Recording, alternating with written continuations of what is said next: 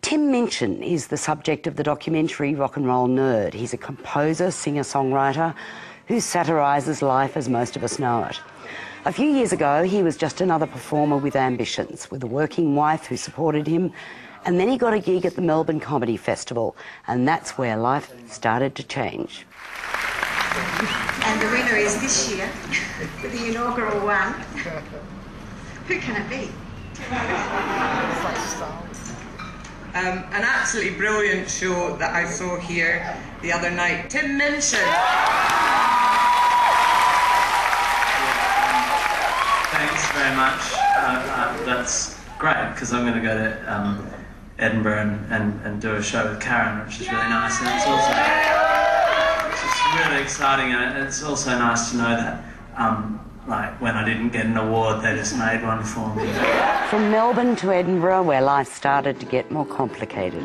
The buzz started on the first day. It's amazing. I mean, we had queues for him all over the weekend, which was great. Word of mouth was great. A lot of people couldn't get tickets, so that meant that they were more anxious to see him and everything. Heard it's the best show in town. The buzz on the street and the buzz in all the bars are, have you seen Tim Minchin? You must go and see Tim Minchin. Confirmation that we have a full house.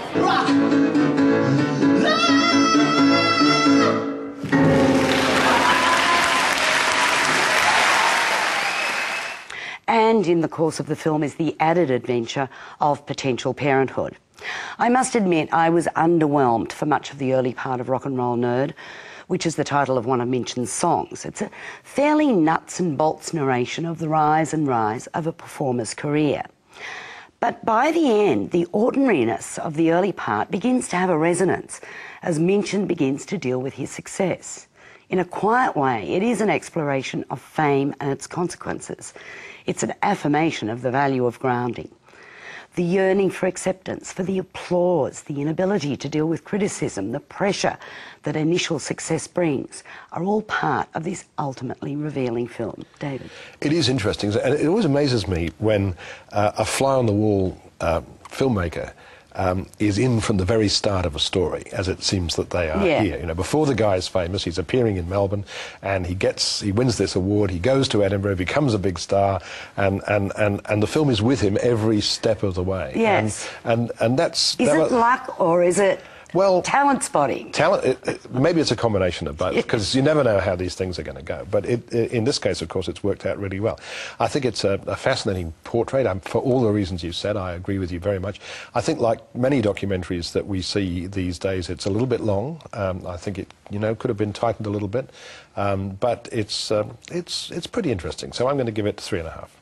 David, I'm agreeing with you tonight. 3.5 from me too. Yeah, I have everything a man could ever want, and all I'll ever need is you. 'Cause nothing can stop us now, only the good times left. Nothing can stop our love, except terminal illness or sudden accidental death. Rock and Roll Nerd is in limited release around the country, so check our website for details.